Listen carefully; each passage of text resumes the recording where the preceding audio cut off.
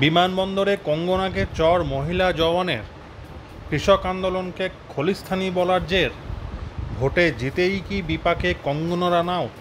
কি ঘটল তারপর? বৃহস্পতিবার চণ্ডীগড় বিমানবন্দরে নামতেই অনভিপ্রেত ঘটনার শিকার কঙ্গনা রানাউত। হিমাচল প্রদেশের মান্ডির ভাবী সাংসদকে সপাটে চর মারার অভিযোগ উঠল এক মহিলা জওয়ানের বিরুদ্ধে। কিন্তু কেন আচমকাই কুইন আক্রমণের শিকার হলেন? জানা গিয়েছে ২১ সালে মাসখানেক ধরে জারি থাকা দিল্লির রাজপথে পাঞ্জাবের কৃষক আন্দোলনের বিরোধিতা করে পরপর আক্রমণাত্মক টুইট করেছিলেন কঙ্গনা রানাউত, যার জেরে আইনি বিপাকেও পড়তে হয়েছিল তাঁকে। এবার চণ্ডীগড় বিমানবন্দরে তারই মাসুল গুনতে হলো কুইনকে। জানা গিয়েছে কঙ্গনাকে চর মারা ওই মহিলা জওয়ান আদতে পাঞ্জাবের কাপুরথালার বাসিন্দা। কৃষক আন্দোলন নিয়ে বেফাঁস মন্তব্য করেছিলেন কঙ্গনা রানাউত। আন্দোলনরত কৃষকদের খলিস্তানি সন্ত্রাসবাদী বলেও তোপ দেখেছিলেন একসময়। এমনকি বিতর্কিত ৩ কৃষি বিল প্রত্যাহার করে নেওয়ার কথা যখন ঘোষণা করলেন প্রধানমন্ত্রী মোদি, তখনও কৃষকদের জিহাদি বলে আক্রমণ করেন তিনি।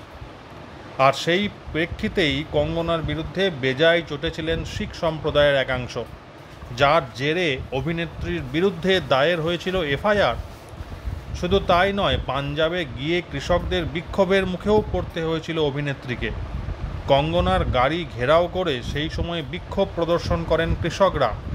এবার সেই রাগের বশেই কঙ্গনাকে সপাটে চড় মারলেন এক মহিলা সিআইএসএফ জওয়ান। সদ্য মান্ডি লোকসভা কেন্দ্রে রাজনীতির নেপোকিট বিক্রমাদিত্য সিংহকে হারিয়ে জয়ী হলেন কুইন কঙ্গনা রানাউত।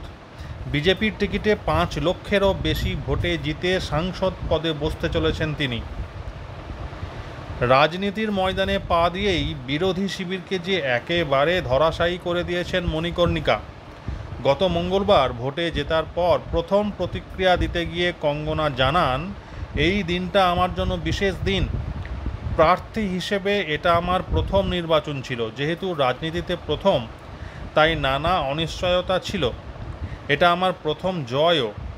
আমি ধন্যবাদ জানাতে চাই আমার দলীয় কর্মীদের, নেতা জয়রাম ঠাকুরজিকে, যিনি প্রথম থেকে আমার পাশে ছিলেন।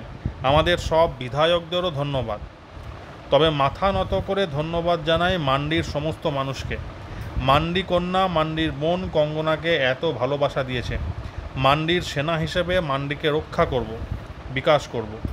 সেই দাপুটে ভাবী সাংসদকেই চর মারার অভিযোগ উঠল মহিলা জওয়ানের বিরুদ্ধে।